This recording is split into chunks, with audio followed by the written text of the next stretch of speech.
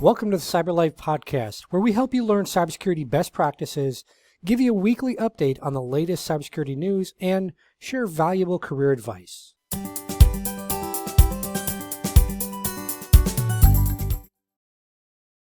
Hey everyone, it's Ken. In this episode, you're going to hear from Andrew Wilder. Andrew is an award-winning CISO. He's been listed in the CISO Top 50 Hall of Fame. He helps businesses and boards understand and address their cybersecurity risk. And Andrew is also an adjunct professor. He's an advisor to a number of different universities. He's a board advisor to multiple companies. And he also spent many years in various senior leadership roles over at Nestle, which is the place that makes a lot of delicious things. Andrew also volunteers with several organizations like InfraGard, CyberUp, and Cyversity. And in today's episode, he's going to share a little bit of information around what he calls reactive mode. We're also going to talk a little bit about EQ as well as executive presence. So some of those terms are thrown around on social media and people try to sound like experts, but Andrew's going to peel back the onion, so to speak, and really dive into what do all those terms mean and kind of give some insight. And also pay attention to some of the books that Andrew references, as well as some of the different bits of advice around mindset, goal setting, things like that come a little later in this episode. So definitely listen to this whole thing, listen to it a few times, take notes. And again, if you want to learn more about Andrew, just visit him on LinkedIn and stalk him a little bit. And you can connect with him and learn more from there. Without further ado, let's dive right in and learn from Andrew. So thanks again for coming on the show today, Andrew. Really appreciate it. And as I mentioned in Andrew's bio, he's a Hall of Fame winner for CISO. So we're going to dive in today into what Andrew defines as reactive mode. We're also going to talk a little bit, because we've got Andrew on, we're going to talk a little bit about emotional intelligence, or EQ, if you've ever heard that term, as well as executive presence. And this episode is both for current leaders in the industry as well as aspiring leaders, or if even at any point in your life you think you might want to get into a more senior leadership level role. We're going to try to dig into that a little bit in this episode. So again, thanks Andrew for coming on. I just want to dive right in and start off with the reactive mode stuff. Can you just explain for the audience what is reactive mode and how can someone recognize that they're actually either in it or going into it? Sure. So one of the ways that people define reactive mode, or another common phrase that's used for it, is called firefighting. Right? It's getting bogged down in those day-to-day activities, that extra requests from your boss, like, hey, I read this in the news, and are we protected from this thing? And it kind of takes you away from your priorities that you should be working on. I would say the best way to recognize it is to really take an honest look at what you're doing every day. So it's important as a leader to spend some time at the beginning of each day to plan your day. And I sometimes do it the night before. Maybe I don't have as much time at the beginning, and then at the end of the day to reflect and really think about, of the stuff that I did today, how much of that stuff was strategic and how much of that stuff was kind of reactive mode, firefighting, dealing with those problems that are coming in. So that's how I would define it and recognize it.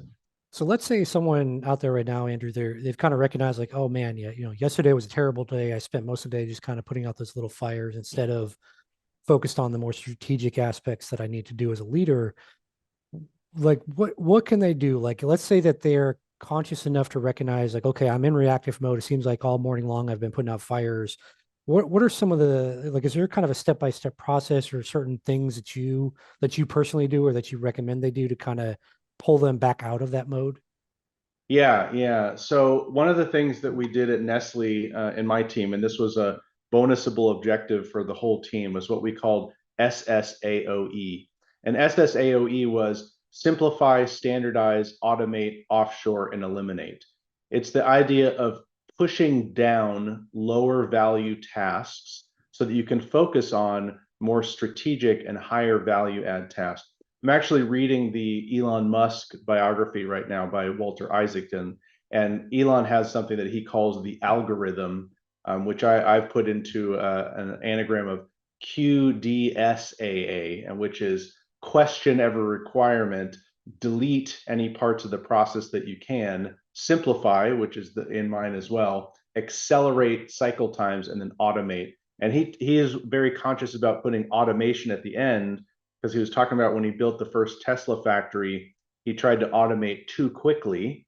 And he found out that there were things that human beings could do much faster and cheaper than having a robot. And so there was one part of the book where he talks about going out into the parking lot of the Tesla factory and throwing out all of these very expensive machines that he had put in to automate everything. So yes, there's definitely some systematic ways that you can do that. And you really have to be conscious about doing that, right? Because again, if you're in reactive mode and you're not spending time on focusing on one of these ways to reduce that kind of stuff, you're going to get stuck in the same cycle. So are there like some questions, like let's say I'm kind of, I've recognized a little bit that maybe I'm in this reactive mode, or maybe I haven't. Are there maybe some questions that I can kind of ask myself to say, okay, am I maybe in reactive mode versus more strategic? Like, are there any questions out there that someone can kind of just maybe have even written down on a note, a sticky note or something, to where they say, wait a minute, let me take a pause, let me look at these questions and ask myself these. Anything like that that you might be able to share, Andrew? Yeah, so I mean, when we talk about the planning and the reflection, I think one of the questions you want to ask yourself as you reflect on your day is, how much time have I spent being strategic today? If you look at your calendar, if you look at your inbox, are you focusing a lot of time on that? I had a mentoring session with one of my board members at a former company, and I asked him career advice, like what do you think I should do next? And he said, well, I'm going to give you an exercise or a task to do.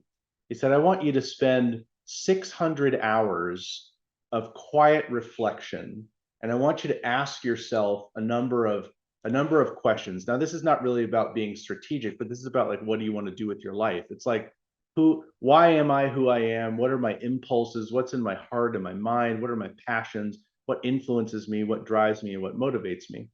And when I first had this request from him, I thought, okay, yeah, I could do this. And I try to divide 24 into 600, and obviously that's not going to work because I need to sleep and I need to work every day. And then I thought about, how am I going to do this? How am I going to find these hours in the day? It's going to take me at least probably 300 or 600 days if I'm doing 2 hours of it a day. But I've done probably at this point about 50 hours of it. It's a hard thing to do. But what I have found through that is that self-reflection allows you to plan for being strategic and think about those things that you want to do. And if your mind is just bogged down with all of this reactive, and look on your computer and all the pop-ups on your phone and all of these little icons and stuff, if you get stuck into those things, you're not going to have time to be strategic and end up being really good and great and effective at being a leader, I would say. So, Andrew, we often see, especially on social media, but also these online gurus with all their ads and everything, that it's always multitasking, right? You've got to have 12 jobs, 46, side hustles. All of them need to make $1 million, and all of it's going to happen in 24 hours if you just buy my course. But people often talk about this multitasking stuff. I've obviously read a number of studies that out there, and I can't recall exactly. Might have been Harvard Medical School, anyways. But basically, the human brain focuses essentially on one task at a time, at least according to some of the data out there. So, in your opinion, when people talk about all this multitasking, and again, on social media, it looks like everybody's crushing it, nobody ever has any problems, but that's not the reality for normal people, at least. And so in your opinion, Andrew, like, how many things can someone successfully do well at the exact same time? So yeah, I think part of it depends on at the exact same time. So at the exact same time, I think we agree that it's one thing. But um, I guess I have three responses, and my answer actually is there's three things that you can do really well in your job. Now that's a number that can fluctuate. I would say maybe you can only do one thing really well, or two, or four, or whatever. But one of the things that I do, and I'll ask your audience members to do this themselves and just try this little experiment. So I have people write down the letters A through Z, and I have people write 1 through 10 3 times, and time yourself doing that, right? So how long does it take you to write on a piece of paper A to Z and then write, basically 1 through 30? And so everybody in a room, we all time each other's, and it's like 20, 30 seconds or something like that. Then you do the same thing, but in a slightly different way. So you write A1, B2, C3, and as you do that, your mind has to switch each time to go back to which sequence am I doing? And normally it's at least double, if not longer, than the amount of time that it takes. So it's a powerful exercise to show people, switching your mind onto tasks, you're actually delaying a lot of stuff. There's a quote from, I think it's attributed to Warren Buffett, but I'm not sure if it's really from him, but at least it's attributed to him. And he says something like, make a list of the 10 most important things you need to do, and then throw away the last 7 things on the list and just focus on those first 3.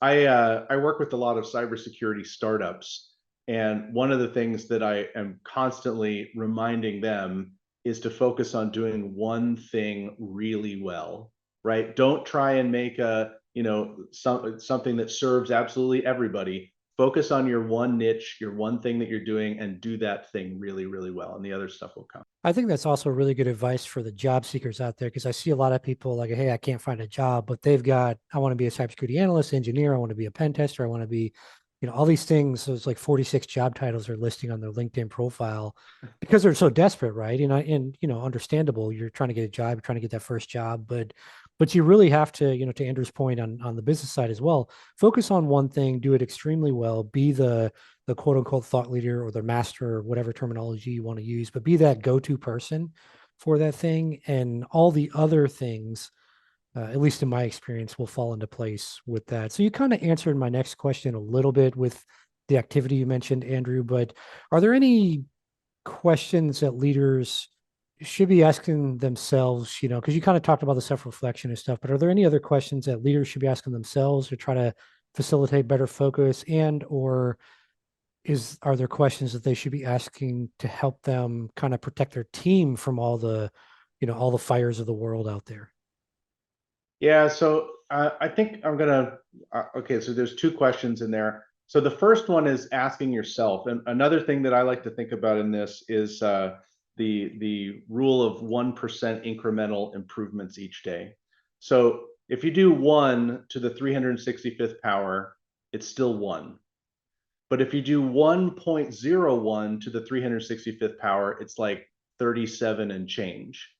So what that math problem tells me is that if I can make a small 1% incremental improvement in my day-to-day activities each day, I can end up having a huge impact as I look throughout the year.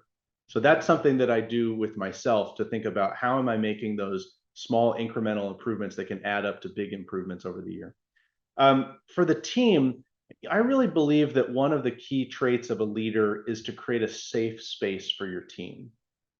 So, if there are political roadblocks out there, resource roadblocks, financial roadblocks, skills roadblocks, your job as a leader is to create that safe space so that your team is not getting bogged down from the noise. Now, you're going to have to take some of the noise yourself in order to create that safe space for your team.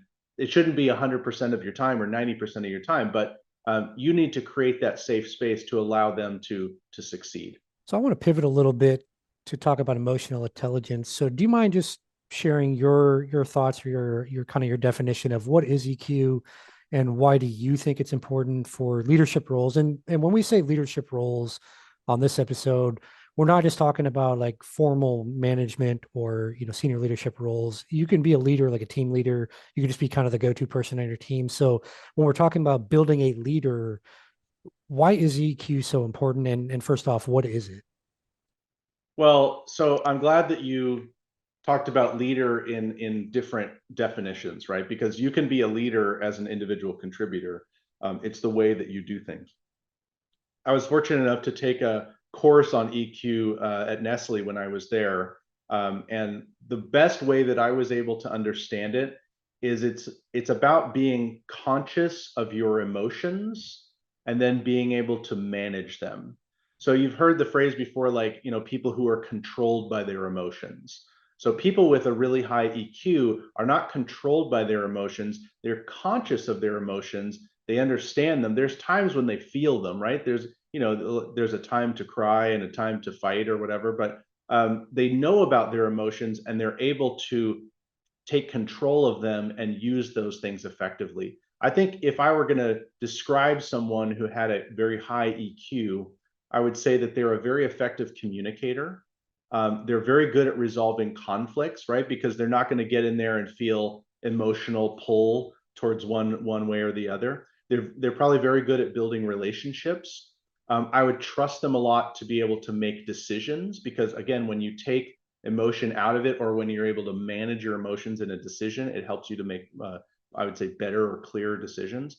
And the other thing I would say about someone with a high EQ is there's someone that's inspirational, right? There's someone that you want to listen to, that you want to follow, that you want to see as a leader. So if you grow your EQ, if you're interested in becoming a leader, you can show that you do it in your day-to-day interactions with people, and people will start to see you as a leader because of that EQ.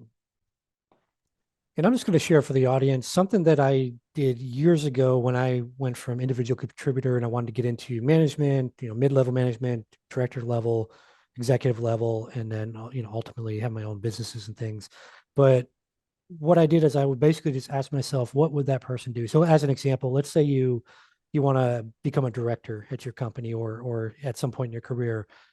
As you're going through your entire day, I'm not just talking about work, but like you're going to the grocery store shopping, or you're driving in traffic, what would a director do, right? What would a VP do? What would an executive do? What would the CEO do? How would they act?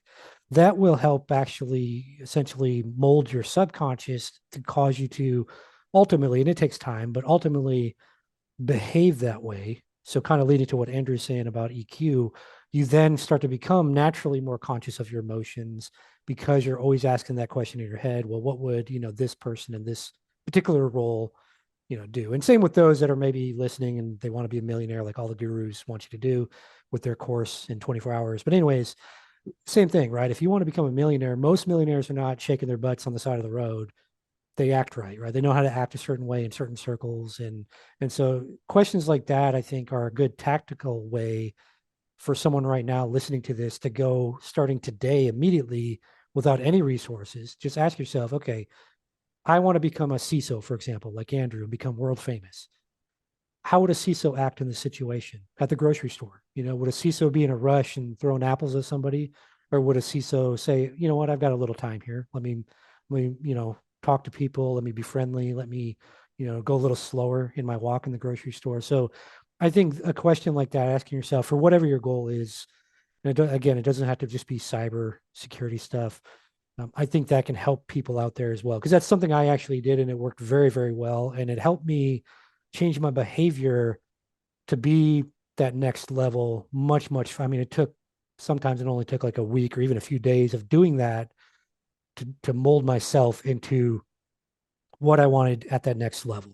So that's just something maybe for the audience to take away to go implement today. So I want to, kind of along the lines of EQ, obviously that's, we also hear a term called executive presence. And I think a lot of people, like, they throw the term around, especially if you go to like any like business networking events in your local city. Like all these aspiring entrepreneurs will throw out executive presence. It's like, you don't even know what that means, kid. But Andrew, do you mind just sharing your definition from your experience? Because obviously you're a Hall of Famer in the CISO world. You've worked, you advise startups, you advise, on other boards, volunteer boards, et cetera. Just a ton of experience. So in your opinion, what is executive presence? And also a secondary question there, for someone that's listening right now and they want to kind of build up their skill set in that area, what are some suggestions that you have? So first of all, I really like your idea of asking yourself, if, in any everyday situation, how would someone I see as someone with high executive presence, how would they handle this? I thought that was a great piece of advice. I think I'm going to start doing that myself. So I think my best definition of executive presence is comfortably command attention. And I think comfortably is a really important part of that, because you're not commanding attention as a commandant or a drill sergeant. You're comfortably commanding attention.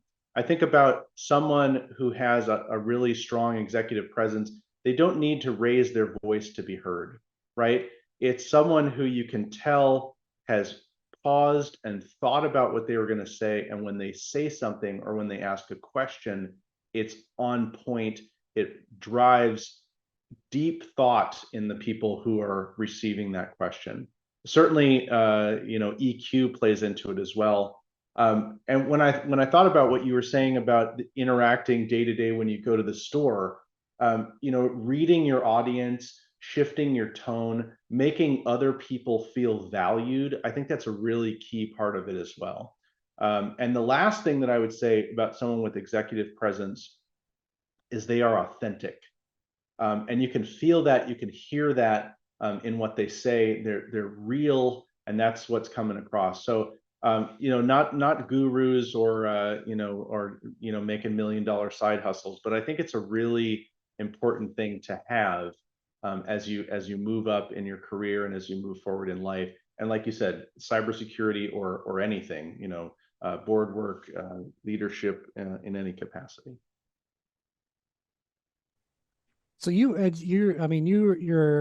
what a lot of people call a lifelong student, Andrew, right? You're constantly, we talked a little bit earlier. You're talking about Elon Musk biography, so you read a lot. You've gone through a lot of courses, different educational programs. You've got a whole.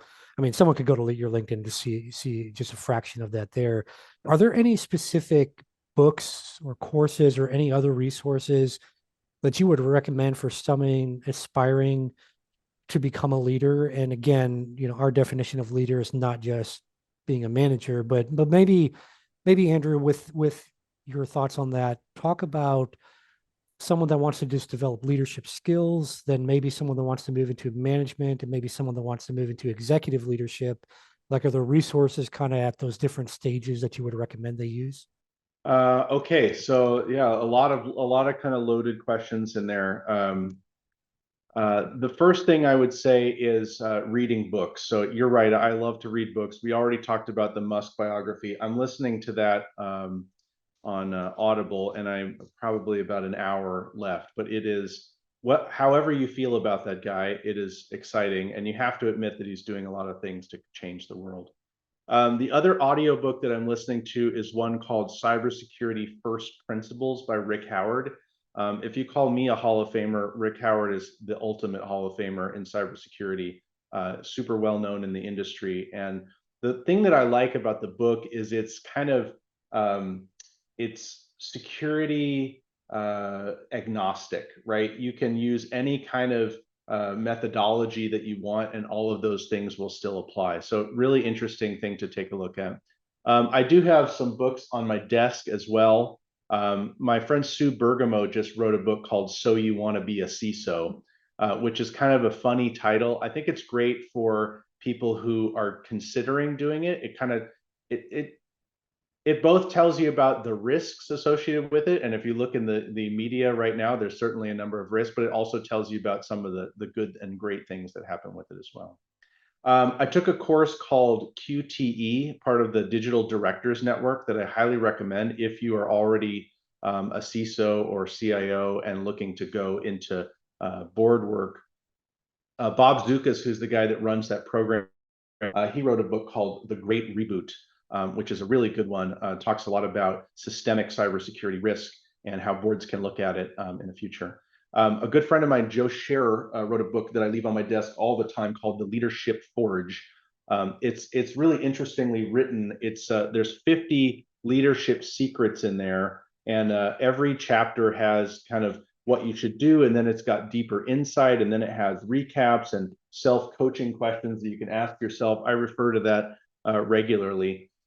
Also, Washington University has online courses. There's one that I teach in called the ECLP, or the Executive Cyber Leadership Program. This is for people looking to be CISOs, sitting CISOs, or CIOs or other technology leaders who want to get more cyber savvy, I would say. Really great, and some really great leaders in there to give you some coaching and feedback as well. The other one that I'm reading, I got to give a shout out to Roger Grimes. I teach a course called Data-Driven Defense, and he wrote a book called A Data-Driven Computer Defense. He has a great analogy, which I love to use about data-driven defense, which is imagine that there are burglars that are breaking into your house, and they keep breaking in through the window. And so your response is to keep buying stronger and stronger locks for your front door. And so he says that's what we're doing when we don't use a data-driven defense model, because we're not looking at the real problem. A couple other things to go towards boards that I would think about. There's a group called the Private Directors Association that I've been a member of for about 6 months now, and they're a great organization. They work with private company board directors, and if you think about boards and being on a board, the goal is being on a public company board, and usually those have a good pay package that comes with them as well, and you're really able to influence. But there are significantly more private company boards than there are public company boards. So one of the ways that you could get in is through private directorship, and they offer a private director certification course. They also have a cybersecurity committee, which I'm on, which is doing some great stuff in terms of training boards. So great way to network and that stuff as well. And the other thing is you can look to your local university. There's a number of top-notch universities that have courses on becoming a board member, a certified board member, things like that. I know a number of CEOs and sitting board members who've gone through some of those courses and have great things to say about them as well. So that would be my advice, books and courses and other things that you can take a look at. So Andrew, any final thoughts or advice for listeners out there around leadership? Someone gave me this advice a long time ago, and apologies to anyone who's heard me speak on a podcast before, because I've probably said it before. But the advice is, no one is going to care more about your career than you do. So don't expect your boss to care about it, or your spouse to care about it, or HR to care about it. You need to make time for your own development. You need to make that a priority. And people talk about sometimes, well, I didn't have time to do this. Well, everybody has the same amount of time. We all have 24 hours in a day. It's about prioritizing it. So, if you're thinking about going back to school and getting your MBA, or going and taking one of these courses, or getting a new certification, do it. Make the time for it, make it a priority, and go and do it. That reminds me, I think it was the movie, so it's Star Trek. So for the Star Wars fans out there, I apologize, you're not going to like this, but Star Trek, I think the movie was Generations, and there was a scene in there, I think it was, so Captain Kirk was saying something about, like, Sulu has a family, when do you have the time? And I think it was Scotty that said, like you said, Captain, if it's important, you make the time. So I think, going along with what you said, Andrew, if it's really important to you in your career and you really want to do it, you'll make the time for it. That might mean sacrifice. You can't watch Netflix, right? You're going to have to binge watch it later, or you might have to, pick up a second job to afford the course on leadership that then helps you get to the next level. But anyone can do anything. I like to use Tia Hopkins. I don't know if you know her as an example. I don't know how many, I think she's got 6 or 7 degrees now, but she's always busy. She also coaches tackle football. She's an executive in the industry. She's always volunteering conferences, nonprofits. I mean, I don't know how she sleeps. I don't think she ever sleeps. But she's chosen what she wants to do, and she does it. She actually just won some presidential award. I'm going to get it wrong, so I'm just going to say it's a presidential award from Biden for some of the volunteer work she's done. Wow. So anyways, we could go off on Tia and as well as your accomplishments here, but I just want to share that as well, as like Andrew said, if it's important, you're going to make the time. And at the end of the day, you own it, right? Andrew's not going to be the one responsible for your career. I'm not responsible. Nobody else is responsible. Your spouse isn't the reason. You own yourself. Think of yourself as a business. It's a company of you, and you can either have a successful business, or you can have a side hustle that, where you're saying you're CEO, but really you're the guy flipping the fries at McDonald's, right? So you can either have an unsuccessful business of you, or you can have a very successful one, but a successful one is going to take that sacrifice and dedication. And I would add one more thing, Ken, for your audience. You talked about you're going to have to stop watching Netflix to go and do this. One of my mentors gave a great challenge question to me. He said, what is it that you're willing to give up to succeed? So what can you give up to succeed? Whether that's your Netflix binge watching or what, you figure out what that is. I thought that was a great challenge question.